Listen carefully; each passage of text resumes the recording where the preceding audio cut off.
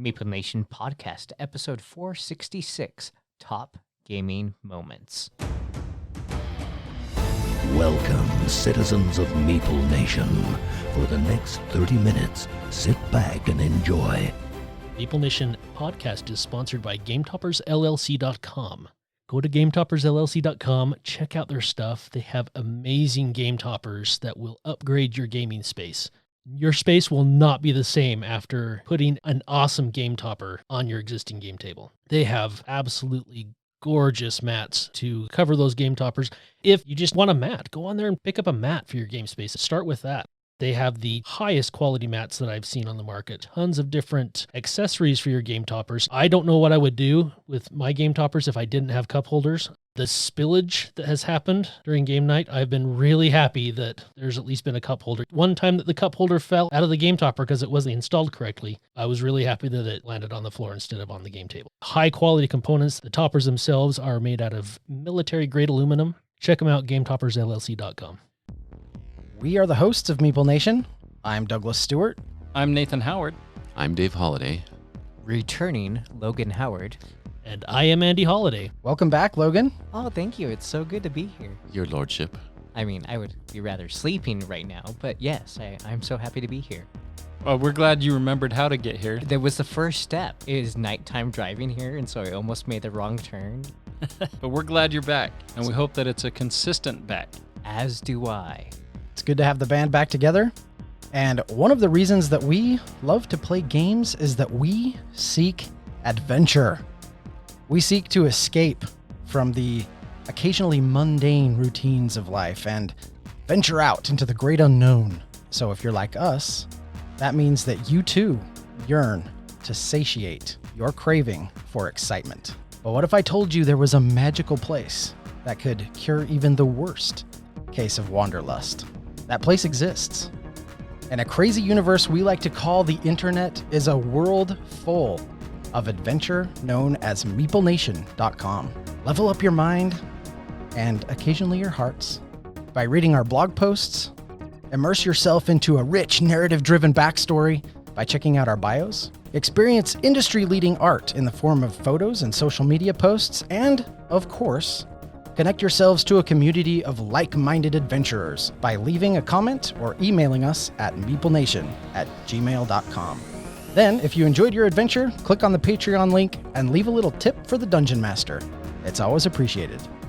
And after all, you're not working that mundane real-world job for nothing. This week, we are discussing our top 5 gaming experiences. There is a reason that we keep coming back to game night. If it's on a Friday night, it's mostly because Andy makes really good food. But on the other nights, we come here to chew bubblegum and play games.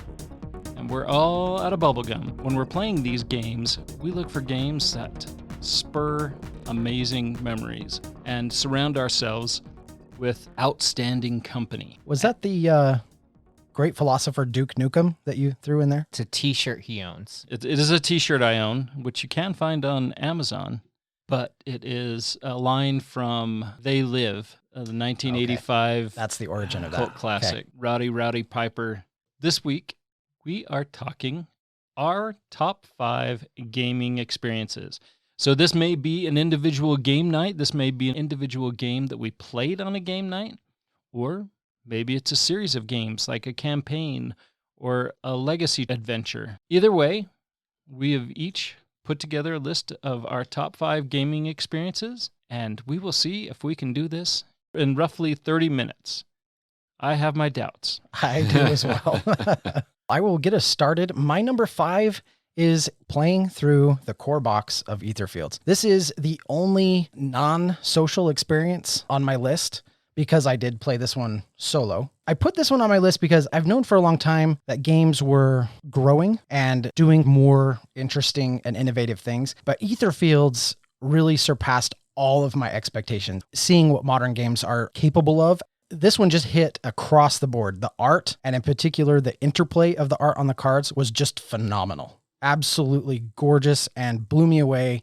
Every mission was something new. The theme, the way it evoked that abstract idea of dreaming and the general bizarre nature of dreams, I thought was genius. The components were outstanding. This was one of Awaken Realms' first games where they introduced that sun drop to the miniatures. The sculpts on those miniatures were fantastic already, but you add that sun drop effect to them and they were just gorgeous miniatures. Of course, the gameplay was also super solid. And I have issues with some of the slumber portions of the game, but the general card play, the synergies that it provided, especially the deck customization as the game progresses. As you go throughout the campaign, you get access to better and better cards, and then the way that those play and synergize with the stuff that you already have in your hand really worked out well. Etherfields, my number 5 experience. I absolutely loved playing Etherfields. I love the artwork in Etherfield. The games we played, I don't think we gave it our full attention.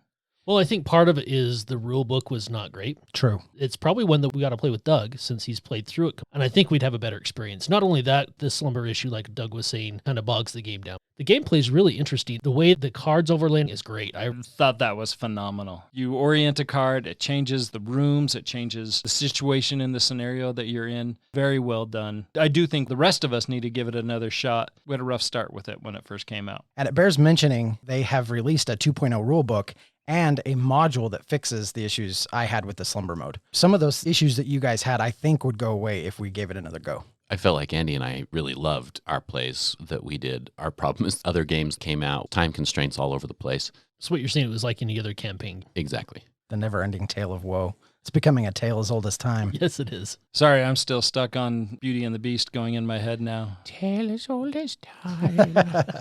Nice. My number 5 had an amazing experience with it, and a lot of that experience is due to the people that I played it with. So this is Salem 1692. The first time I played this was at SaltCon. We had played it with the Hug Ladies, and this was the first gaming convention that my oldest daughter, Ashley, went with me. The Hug Ladies invited us to a game of Salem. So we all gathered around this round table. The accusations were aplenty. My all-time greatest experience with this game was at the first Hug and Meeple Con that we had at Andy's house. That game was so intense. I was hoarse afterwards because I was yelling at people. Just so intense and so exciting and so much fun. This is actually my number 5 as well. That experience, hidden role games in particular, but that experience reached my number 5, and I am so grateful Andy's neighbors did not call the cops because there was so much yelling. We were playing with 2 copies, so I think there was 14 or 16 of us. It was a very intense game, which probably could lead to when I first played with Amber Lee, your daughter, Doug. She wasn't quite ready for that social, I don't want to call it an attack, but it was pretty darn close. She wrote off playing games with you for a while. I've had some very wonderful experiences with Salem 1692. I attribute all that to the people that I play with. The Hug Ladies, always a great experience. I am not particularly a huge fan of social deduction games. I moderated that game. It was a blast. I wasn't necessarily playing, but it was very entertaining to watch. That's my number 5, my gaming experiences with Salem 1692. So my number 5 is going to be a weird one. When I was about 14, we went down to Brigham Young University for a youth conference. One of our youth leaders brought Axis and Allies. I loved playing board games. A lot of it was Risk and Life. And this kind of opened my eyes. And it was a very long game, 6 hours to get through. Fairly typical game of Axis and Allies. But it was an experience that I'll never forget just because my brain opened up to the fact that there was more out there. I don't think I've ever talked about that experience on the podcast before. I really liked Risk at the time. It was one of my more favorite games. It took that to a whole new level of complexity and strategy. I look at it now in Axis and Allies. I'm just thinking, oh, heavens, no, thank you. A great experience to have at that point in my life and pushed me to the next level of gaming and enjoyment. Axis and Allies is another one of those games that I never played. So I can't really pick a top 5 anything. For my 5th, in general, Dungeons & Dragons 3rd edition. Over the years, awesome campaigns. Never finished any of them, unfortunately. I think back to characters' interactions between different party members. Often I think, gosh, I really wish that we had recorded this whole thing because this would have made an awesome movie. Our most recent iteration of this might be one of my favorites so far, and I really can't wait to explore the rest of it. It's one that Richie's running. We're all Goliaths. You're right, Dave. We have had some awesome experiences with D&D 3.5 in particular, right? Sorry, 3.5, not 3. Yeah. Between our Forgotten Realms campaigns and our Dragonlance campaigns, and a lot of unique things happen. Some of the decisions people have made. Logan, one of the experiences you talked about in our latest Goliath campaign, the moral issues that come up, fought a bunch of gnolls. What do we do with these children gnolls, an evil race? What do we do with them? You're developing your character. We have some people in our group that are very combat oriented. Fun to bring out the role-playing aspect that not as strong with some players, but try to get them into the role-playing more than just the combat side of D&D. I did like the inclusion of the ethical dilemma. It wasn't just your opinion of it, but you're thinking, what is my character? That made it so much different. My number 4, it is Arkham Horror, the living card game. In particular, playing this with my good friends Matt and Monica. Now, I've mentioned this several times in recent podcasts. This makes my list for 2 major reasons. First of all, it's Arkham Horror, the living card game, which is my all-time favorite game. Second, it's really fun to make new friends. I'm usually forced to play this game solo. It's hard to find other players that kind of have the same level of buy-in with the Arkham Horror system. So when I do get the opportunity to play this, I usually have to do a big teach, and we're playing the introductory scenario or just some of the one-off scenarios. It has been wonderful to play it with people who love the game as much, if not probably more, than I do. We just finished the Dream Eaters campaign. It was not my favorite campaign, but it was still absolutely amazing. And that should say something about the quality of Arkham Horror as a game. We're already starting to plot our next campaign, thinking about the investigators we want to play. We'll probably do the Scarlet Keys, but I think that's kind of the magic of Arkham Horror, is that you're thinking about it even while you're not playing it. What you want to do next, what investigator you want to try, and what campaign you want to do next. That's my number 4. Arkham Horror with Matt and Monica. You know, I wish we'd gotten to know you a little bit better before I had culled my Arkham Horror. I had everything up to the point, I can't even remember where it was, Innsmouth or something like that. Playing it solo, it just didn't appeal to me to play it solo. I ended up culling it. Regrets aplenty for me. That window's missed for me. Maybe I should try to sit in on one of your experiences. Arkham Horror was a great game. 100%. The window's not closed for you, Nathan. I wish I had gotten to know you guys a little bit sooner too, so that I could have bought all your stuff. Because it was expensive at retail. I have everything, and I've got enough to deck build to anyone's heart's content. Let's get it to the table sometime. I'd love that. I also own a bunch of it. Sounds like we need to play some Arkham Horror card game. My number 4, once again, another social experience, but not really a social experience that I was playing, more of a moderation of Ultimate Werewolf experiences at SaltCon. One of my all-time favorite experiences, anytime our good friend Dave Bremer gets accused in Werewolf. It started years ago when Dave arose and began to share this great yarn that he was just a humble beet farmer back in the days. Since recorded every time he begins his protest after an accusation, because they are amazing. After he was a humble beet farmer, he's kept that persona. He then received his victim card, so that when he was accused, he could play his victim card saying that he was not a werewolf because he was the victim. He had his werewolf vaccination card, that he could prove that he had been inoculated and there was no possible way that he was a werewolf. He has these things printed out. He has his tale outlined in his head already. I get giddy, downright giddy, anytime somebody accuses him in werewolf. Last time he had a case file where he got arrested with pictures. That's in it, right, yes.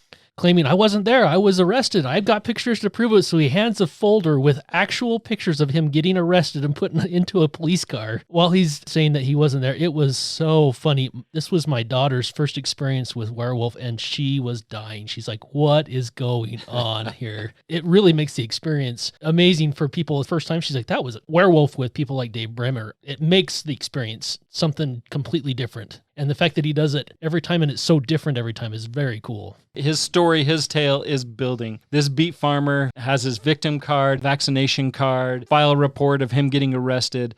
I'm just excited to see what's going to happen at SaltCon this spring as we prepare for a new adventure with Ultimate Werewolf and our experience with Dave. My number 4 is actually an experience that lasted for 6 months to a year, and that was playing Dominion with my wife. There was a time when we played Dominion all the time. We had the base game, Intrigue, and Seafall. We played Dominion like crazy. We would finish a game and start another one, finish a game, start another one, to the point where we both loved it so much that we came up with our own expansion. So we worked together to come up with cards, got them printed. I have my own expansion of Dominion. Don't play Dominion very much anymore. I look back on that time where her and I had so much fun playing that, trying to come up with different cards, trying them out, play testing them. It was really enjoyable. And we played Dominion a lot during that time at game night too. There was just something special about the fact that her and I would play that as much as we did and then work together to come up with something unique and fun that we got to enjoy together. I have a lot of fond memories of playing Dominion. We were at your game night just last weekend, and Doug was looking at your new shelving, said, wow, that is a lot of Dominion. I've taken all mine out of boxes and condensed it into 2 artist cases. It doesn't look near as impressive though, Nathan. My case has that Dominion logo burned onto the lid of the box. All right, so you're better than me still. Yeah, take that. But seriously, though, what a great game where they can come out with that many expansions that people eat up. My number 4. It's also a social deduction experience. It was years ago when we played Battlestar Galactica on a semi-regular basis. First time being a Cylon. I was so excited. But with those hidden role games, you have to like really contain your excitement because then everybody would know what role you have and then play the entire game. Super cool. I foiled all the stupid humans. I lived and nobody knew who I was. It was the best experience. Battlestar is such a great game. I've very much enjoyed my experiences with Battlestar. Whether I'm a Cylon or not, Battlestar is such a great game. We still haven't given Unfathomable a try. We need to bust that out to see how they've re-implemented the mechanics that they use in Battlestar into Unfathomable to make the game equally as fun. Logan, have I ever told you about my first time being a Cylon? No, I don't think you have. I was also very excited to finally have the chance to be a Cylon. Great story. Good job, Dave. Cool story, bro. Do you guys remember how many Cylons there were? Oh, there 4. was 3. There was too many. One too many. Yeah, Nate screwed up and gave out extras. Started out as a Cylon, but then by the end, no, you can no longer be a Cylon because I don't even remember why, but I was just bummed because I was so excited and then it all Because came. too many people revealed that they were Cylons and were like, yeah, there's no way that you're no longer. Yeah, so it didn't make my number 4. But what did make my number 4 is not a game itself. Because of games, met Doug, this guy trying to sell a game to Andy, then tagged along to game night. Awesome guy that we loved hanging out with. And then we got together with our wives, and his wife is equally as awesome. Lydia is also just as awesome. Fits so well with our wives. Adrian just loves her to death. Turned into this amazing friendship that we go out and do other things other than just gaming. Date night, let's get together. Doug and Lydia, what a great couple. Oh, thanks, Dave. Becoming part of Meeple Nation has been awesome. We were looking for friends at the time. The friend situation was rough. Finding you guys, being able to play games together, but like you said, also just being able to go and hang out and do other things has just been phenomenal for both of us. It's been a huge blessing in our lives. We're a very tight group. The more stuff we do together, the more and more we become like family. It's awesome. Moving on to number 3. My number 3 is Pathfinder 2nd Edition. I'm just going to start off by saying this has almost nothing to do with Pathfinder as an RPG system. In fact, I'm much more of a Dungeons & Dragons 5th edition kind of person. I honestly find the Pathfinder rules a little fiddly. It's not my favorite part of the RPG nights that we have. But what makes this my third best experience, all of the hijinks and shenanigans that we get into every single time we get together to play Pathfinder 2nd edition. We have played this for a little over a year now. By my records, we've clocked probably about 80 or so hours. We're doing this maybe once a month. And I'm going to be honest, I have completely forgotten what we're doing as the main quest. I don't even know what it is anymore. I've totally lost track. All of the fun we have along the way to doing whatever it is we're doing is what makes Pathfinder so much fun. We've started a religion, founded our own town, sacrificed one of our players to an evil druid on accident. We've gotten our trash absolutely kicked by a group of vampires. Mostly what we've done is we've developed just a whole host of inside jokes and running gags that make their way into all of our non-Pathfinder games and other interactions and times when we're just hanging out. And it has been so much fun to just see what has collectively come out of playing Pathfinder, getting that RPG to the table. Delayed my appearance into this. Very much enjoyed it. It's been a fun experience for sure.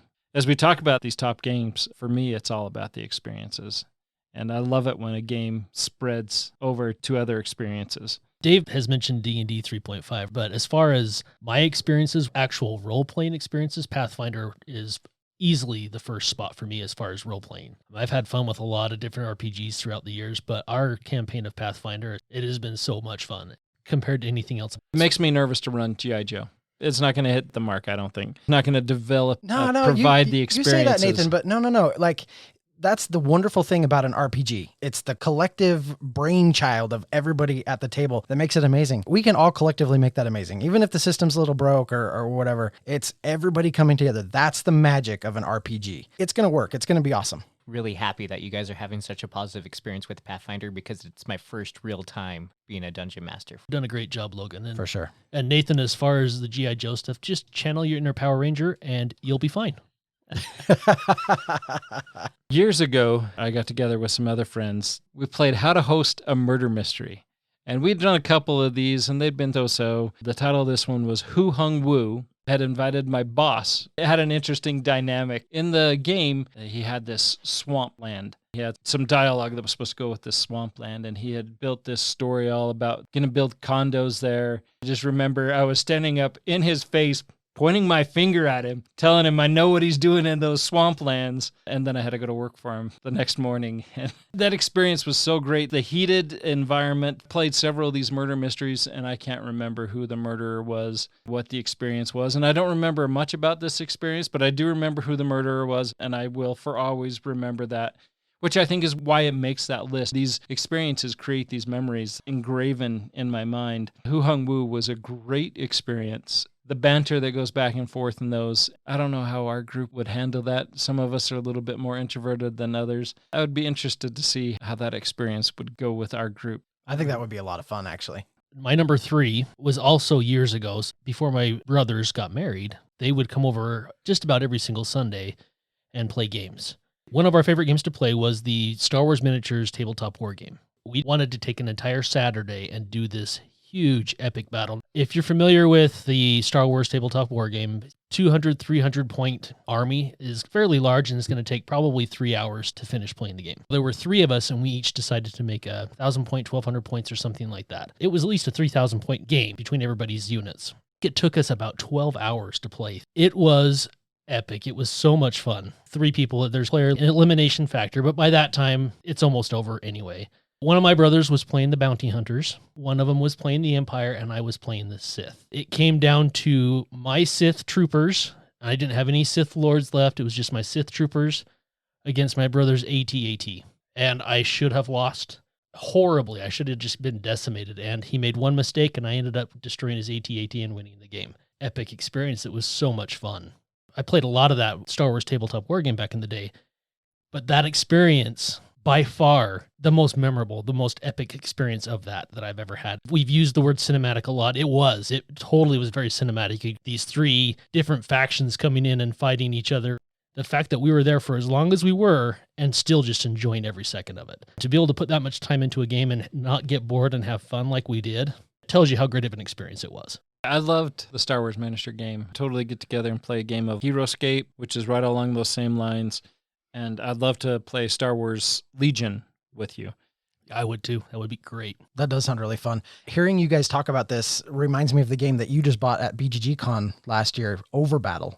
And you bought 2 copies of it so we can set it up on 2 of your Mycrofts and have some big, epic space battle. We need to do something like that. I would absolutely love to participate in some big, epic, kind of sprawling all-day battle type game. I agree. In fact, I bought 2 copies, and because I bought 2 copies to play it, who in the world has 2 Mycrofts sitting side by side? That's like hardly anybody. He says, I'll just give you the mats. So he gave me 2 mats for my Mycrofts to go with the 2 games. It will be epic to play that. You're traveling between tables. Sounds amazing. That's one of the games I need to read the rules for so we can do that. I agree. Big, long, epic battle on a Saturday would be so much fun. And Rob's going to be here for SaltCon spring. That'd be something that he'd be interested in joining us with. That We would should be reach cool. out to him. Awesome. Sounds like one of our future favorite gaming experiences of all time. I bet it does make the top 5 next time. My number 3, role-playing in general. Over the years, I've had great experiences from Nathan being the most graceful Jedi I've ever met, playing with my friends before, playing it with you guys. In general, it has been such an amazing, positive experience role-playing. Nothing like what I imagined it would be watching TV and seeing your guys' hijinks in Pathfinder is my absolute favorite. 'Cause I'm a firm believer of cooperatively telling a story. You guys wanted to throw a sweater party, and we threw a sweater party. Those types of experiences just can't happen. I love experiences like that. I forgot about the sweater party. That was awesome. For me, I decided number 3 was Hug a MeepleCon in general. Again, no specific game stands out. The friendship, great times that we have with the Hug ladies, largely this group that have gotten my wife, Adrienne, a bit more excited to join me in gaming. Specifically listening to her get super excited about Salem 1692, just listening to her excitement level, that made my day. I was having a great time playing other games, but then to hear her talk about that was just awesome. When we met, 20-minute discussion, pawn meeting, and I left that interaction doing backflips inside. Oh my gosh, I just met the most amazing girl. I can't wait to go out with her. I could totally see myself with her. Was this when she was dating your brother? No, this was after. I'm going to make her listen to this episode now. She's going to love it. I always think about that when you guys room together too. She left that interaction going, I think he hated me. You know, like that was her. Oh, that sounded just like Wow. her. Right? Is Adrian here? That's what she left that interaction with. For her to just fall right in to feeling great with this group, this raucous group of women that have been best friends, playing all these games with each other for 20 plus years, for her to walk in and just feel totally welcome and a part of that group was awesome. SaltCon Bryce helped my wife get excited about gaming with me. We need to totally get Hug at BryceCon. Absolutely.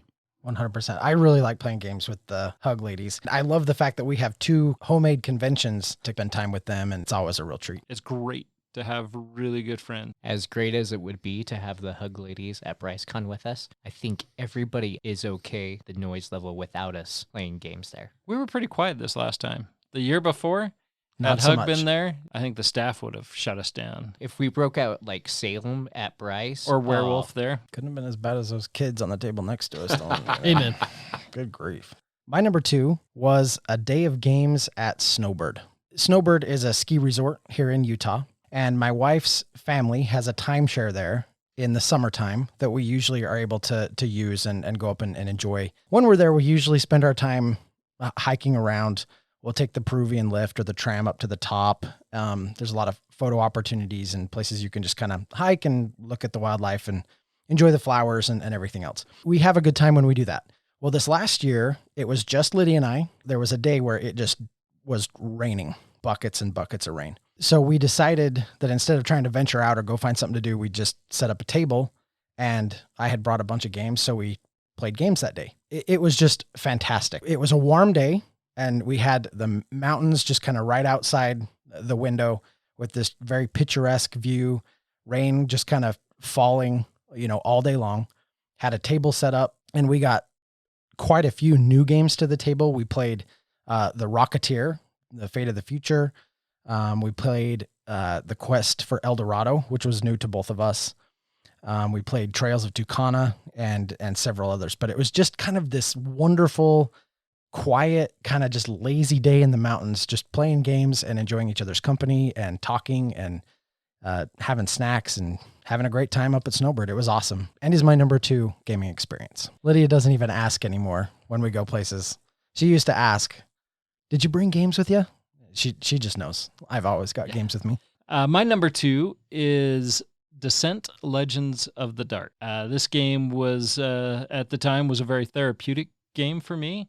I was dealing with some personal frustrations and struggles, and these game nights allowed me to vent a lot of those issues and overcome some personal conflicts that I was struggling with.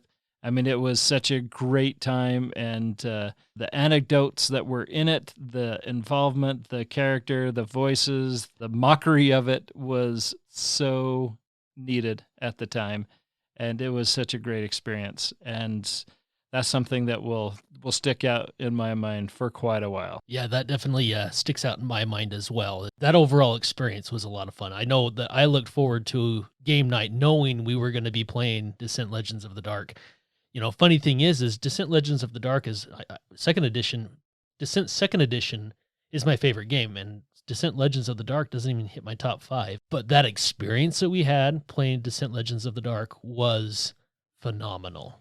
It was hilarious. I don't know how many times we were just dying laughing at just the voices that we were using, because we would have unique voices for every character in the game. We had definitely some snarky characters, definitely added a lot of fun to the game.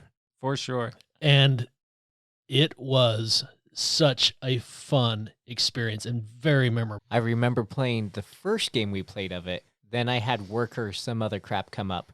And I came back a few weeks later to play, and that's when I guess Nathan was working through things, because all these new voices came out, and I was just fun. It was a great experience, but it was just like out of nowhere, and it was okay. It was great times for sure. My number 2 actually was at SaltCon 2 years ago. It was the first game that I've ever hosted at a convention with Meeple Nation, and it was Dead Men Tell No Tales. It was a game that I played with Doug and his daughter Amberly. And I can't remember who else was playing with us, but it was bar none the best experience I've had with Dead Men Tell No Tales. And I love that game, but it was such a great game. And the overall experience was awesome. It was fun to see everybody else at the table seeming to have just as much fun as I was having. Played it several times before, but it was kind of like your guys' experience with Salem. You'd played it before, but then there's that one experience that just stands out, and that's kind of where this experience was. It was just a lot of fun, just the way the game turned out, right? I mean, the game ended with, I was the last pirate off the ship. I was running off the ship to get off so we could win, and I had to grab that last bottle of rum before I jumped off the ship, even though I didn't really need it. And I could just totally see a pirate doing that, right? Gotta get the rum, save the rum, right? Before you jump off into the dinghy to get off the ship before it explodes. But the fact that the ship was on fire, it was a tough game. We almost lost, and there's so many different ways to lose in that game. And we ended up winning. It was close. It really was. And I love co-op games like that where it's tough. It's tough to win, and you really have to work together to beat the game. And that game definitely falls into that category of one of those great cooperative games, and that experience was well above any of the other experiences that I've had. So Amberly and I talk about this all the time. It was wonderful. What an amazing game. I mean, the game is great, but that particular play of it, just the way the rolling explosions took place across the ship, the way we were kind of getting cornered, it was really tight. And then we finally met all the conditions. You grabbed the rum, we jumped off the ship, and as it blew up behind us, and it was just this great cinematic feeling moment in board games. As the heroes are walking away and the explosion behind Exactly. 100%. And like I said, we still talk about that all the time. That was a really fun play of Dead Men Tell No Tale. My number 2 is when I was a kid. I do remember always complaining to my mom that, God, they play the best games when I leave. And she's like, how do you know? And I'm like, because when it's summertime and you let me stay late, we play better games. And I remember that conversation. And then just recently I started inviting my nephew, Alex, to come to game night with me to Andy's house every once in a while. And it's the exact same conversations. Just makes me laugh. It's such a great thing to see. It's good times for sure. That was almost 25 years ago. Yeah, that was 20 years ago that Dave let me drive a car for the first time by myself. In 2012, my family and I moved from Utah to the central part of Washington State in the Tri-Cities area. I, in particular, felt like I left so much behind. In particular, the game group, Nathan's game night, and we at this point had a game night going with our family as well, Andy and Richie and Dennis and I. I was really missing that. Shortly after getting there, I met Nathan Tenney. Just a couple of weeks, I discovered that he liked games as much as I did, talked about it a little bit and about what I was missing, and we decided, well, let's start a game night of our own.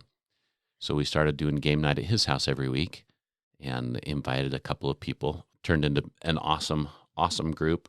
We didn't have nearly the game library as we do here. I am kind of glad for that because that made it so at one point I was able to introduce the group to one of my favorite games, and that's Descent 2nd Edition. I told them a little bit about it and showed them some of the stuff, and Nathan and Jason Jensen and Will Prather, a couple of friends up there, we were all really excited to start a campaign. This was before we could really do the app. We had a little 14-year-old friend, Steven Jenkins, who was super excited to play with us anytime we were playing anything, but this in particular stood out to him. So he went and did a ton of research on how to be the Overlord, and he did a great job. He was super excited to be the Overlord, and he really, really did a great job. We had so much fun playing Descent 2nd Edition. So much so that Will and Jason both went out and bought like everything. And like every time a new expansion came out, they went and got it. And so when I moved away, they were continuing. We're still going. And I imagine they still are gaining more and more of that stuff. And so I have to formally apologize to their wives. I created a couple of monsters that way. But some great friends. The other piece to my gaming fix, I guess, in Washington was Michael and Katie Bishop. But they're just a fantastic couple. They play a ton of games together, and we've been able to play a bunch together. After I fell in love playing Charterstone with Dennis and Andy and Richie, I bought my own copy up there because it was one that I had to introduce my gaming friends up there to. And so Charterstone was also a game that we loved getting together and playing. Nathan and Michael and Katie just became some of the best friends in the whole world during a very, very difficult time for me and my family. We were going through some crazy, crazy stuff. They are just the best friends that anybody could have. I do feel bad, though, because our friendship was pretty one-sided because I was in so much need at the time, and they just out of their way, above and beyond. They have all just done so much for me and my family. I don't think we'll ever be on equal ground. And yes, here I am again talking not specifically about a game, but about all this other stuff because I'm a romantic, okay? I don't think that word means what you think it means. Well, we've come to it. The creme de la creme, the number one, the big cheese, the big show. My number one was End of Summer SaltCon. This was the first convention that I went to with Meeple Nation. It was actually the first board game convention that I have been to. I've been playing board games for a long time, but I wasn't really into the convention scene. And so we had started playing and you guys were like, hey, you need to come to SaltCon, you need to come check this convention out. I wasn't really sure what to expect. Amberly and I bought tickets. It ended up being just one of the most amazing 2 days of games that I've ever experienced. That was when we played that game of Dead Men Tell No Tales. That was Andy's number 2. We played Tidal Blades Heroes of the Reef for the first time, which is a game that I absolutely love. That night we played that big epic game of Ultimate Werewolf, and I actually got assigned to be one of the werewolves and made it pretty far in until our good friend Kyle snuffed me out. That was a fun game too because the cultists actually won that game, which I think is kind of rare. But we just had so much fun that first day. And then the second day we were there, Nathan taught me Great Western Trail. We played Taverns of Tiefenthal, which has become kind of a staple game. And then I remember that night, it was super, super late, but we ended with a really, really great game of Reavers of Midgard. And I remember that one just being kind of a nail biter. It came right down to the last few points as I recall. And just had such an amazing weekend of games. But it was also the weekend where I think a lot of our friendships were really solidified. That was when we made some connections that Amberly actually knew Skywalker, Sean's daughter. Had such a good time hanging out and having fun at the table and making jokes and creating fun memories. And that's one that Amberly and I still talk about. It's a standout memory for me. I think it will be for a really long time. Even one of the games that we played that second day, which I won't mention, but it was really, really bad. Even that is something that we still joke about and bring up from time to time. So it was just a weekend full of amazing, amazing memories. It's kind of hard to top. Doug, that game of werewolf that we played at that particular SaltCon was the most crazy game of werewolf. It was huge. It was massive. I'm surprised that we got through it in the amount of time that we did because I remember specifically we made the mistake of pre-playing Nemesis the night before to remember how to play for SaltCon, and we're out till like 3 a.m. SaltCon setting up at like 8 a.m, and then this is such a long day. That was a good con. I remember that regret very much of playing Nemesis the night before. Yeah, it hits you right about midnight when you look at your watch. Yeah. But that was such a great con. That game of Ultimate Werewolf was, I mean, we were down the hall and I think we had 65 people for that. Quite the experience. It's a lot of fun. My number one is my experience with Pandemic Legacy Season 1. This was my first real play of a Legacy game. Brent and myself were the main people that were playing the game, and we had swapped players in and out, which we found to be very frustrating to try to introduce non-committed players. They just didn't have the investment that he and I did. But still, that first experience of those Legacy games, and I've played a couple Legacy games that I have also enjoyed very much. You know, the Pandemic Legacy Season 2, Season 0, Seafall was a huge one for me as well. But the experience with Pandemic Legacy Season 1 is my top gaming experience. It's a very fond memory of that whole excitement of the exploration, the anxiety of, what outbreaks have occurred? How are we going to deal with this? And we're in trouble. And then the close calls that we barely won the games, all those combined, built on experiences, makes Pandemic Legacy Season 1 my all-time greatest gaming experience. When we played this with you, Nathan, I'd played Pandemic prior. It was kind of a meh game to play. It is. Came into playing Pandemic Legacy Season 1 with very low expectation and was gratefully very pleasantly surprised. It was easily one of the best Legacy games I've played. I think the only other Legacy game I think that maybe topped it was probably Clank, but it was a great game. I loved it a lot. And I know we only got started in Season 2, but Season 1 was great. Yeah, we need to go back and see if we can reclaim, because we only got one game into Season 2. We run into the dilemma that that's a 4-player game and there's 5 of us. My number one has already been talked about, so I'll make this quick. It was actually the experience with Descent. That was such an incredible experience. I had, in fact, when the list got sent out and the notes got sent out on what our top 5 gaming experiences were, the first one was easy. I had to think about the other 4, but that was the first thing that came to my mind. Such a good time. You guys played that one without me. My top one. Number one? My top one. So I have many number ones. The fact that we have set game nights, because so many people have the issue of like, oh yeah, we'll get together. Oh, don't worry, we'll play Dungeons and Dragons again. It's like 6 months later before they get back together.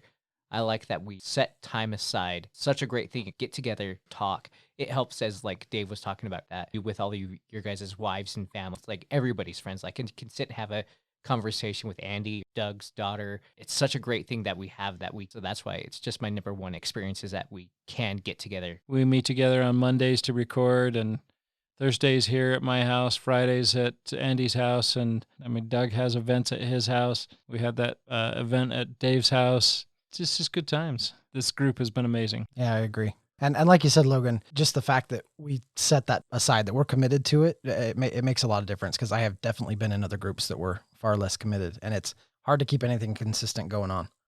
But the consistency of it creates a lot of the fun that we get to. I began going to Nathan's game night somewhere around the year 2000. I don't know exactly when it was. You know, I remember thinking it was cool to be invited, and even cooler to be invited back. But in particular, my friendship with Nathan, I mostly felt like the little brother that was begrudgingly allowed to tag along.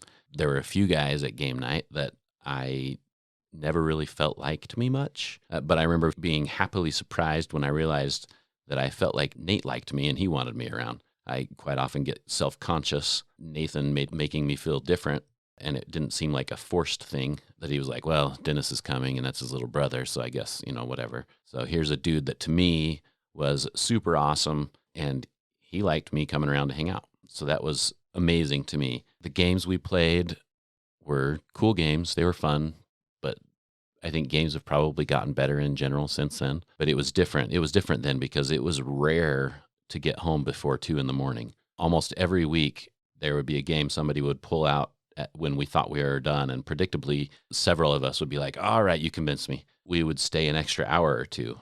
The funny thing is, it wasn't really a big game or like a heavy or long game that did it. It was games like Corsari or Fairy Tale, actually very quick games that we would play. And then we're like, all right, deal them again. Let's do it again. Let's do it again. And we would play it over and over and over again after, like I say, after we thought that we were all done. and then we're there for a couple more hours. And so those two games, while not my favorite games, they're definitely up there. Those are two of my favorite experiences, just because, again, of the friendship that was developed there and what that did for game night. I mentioned before my moving to Washington. Obviously, leaving my family was a huge deterrent to wanting to make that move with my family.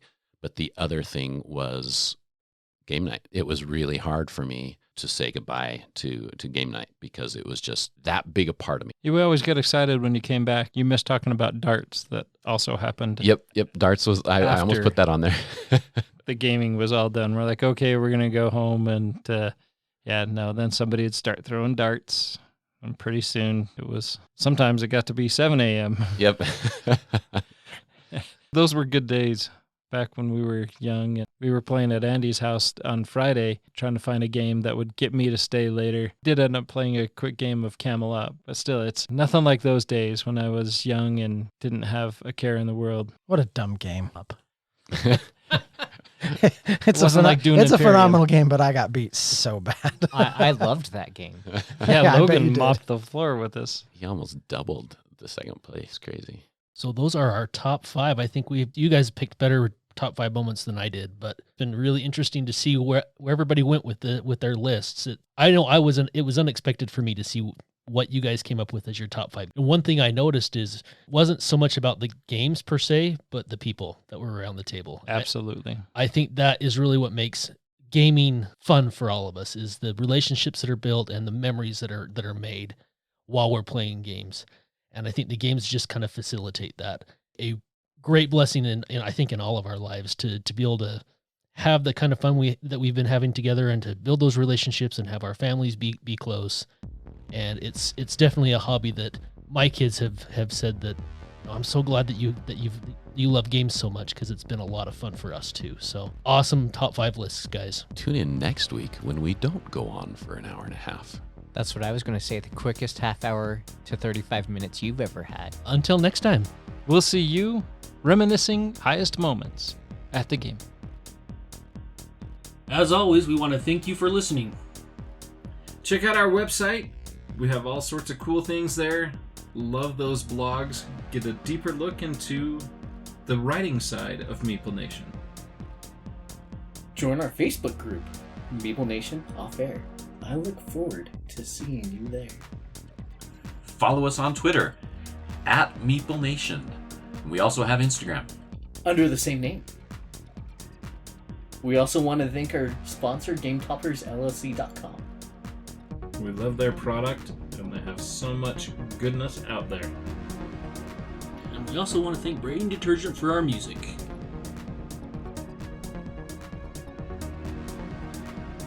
Would you say the difference it makes putting a topper in your space is the same as when you put reading glasses on your face? Yes. Actually appreciate all aspects of the game you're playing. And it enhances every game night. Absolutely. Being able to see does that for you. Yes. Very nice. It enhances every game I play. All right, deep breath here. All of us, or just you? Just me. This week, we are beginning our discussion of discussing... Now knock it off. What did I come back for? Hold on a second here. This is not what I signed up for. You wrote the joke into the I notes, know, and I and still then you messed it up. mispronounced it. This is why we can't have nice things. Which one are you, Nathan? Beauty? He's Lumiere. He's both. Oh. Nathan is absolutely Cogsworth, and I will not hear anything different. Cogsworth. I firmly approve. Halloween has been decided for him. And Logan is Chip. Yes. Logan's Chip. As long as Andy is Mrs. Potts. Be our guests. This makes my list for 2 major reasons. First of all, it's Orcam. It's Orcam. Yep. It's Orcam. Way to pull a Nathan.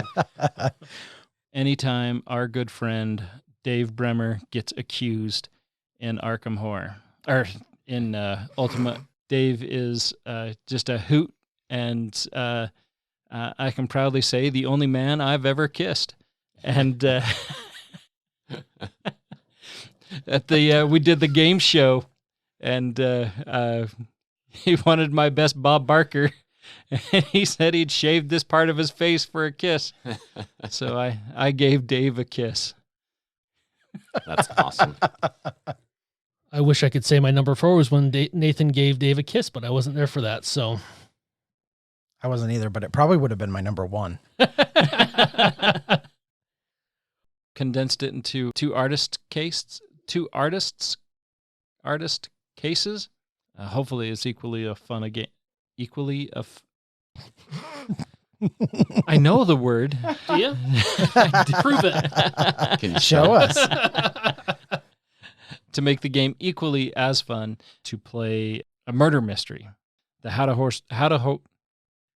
We played How to Host a Murder Mystery. I had invited my boss from my work obviously from my work, you idiot. Could be about talking about your wife. I mean, you Could never be. know. I'm a firm believer of we're Cooperatively. cooperatively telling a story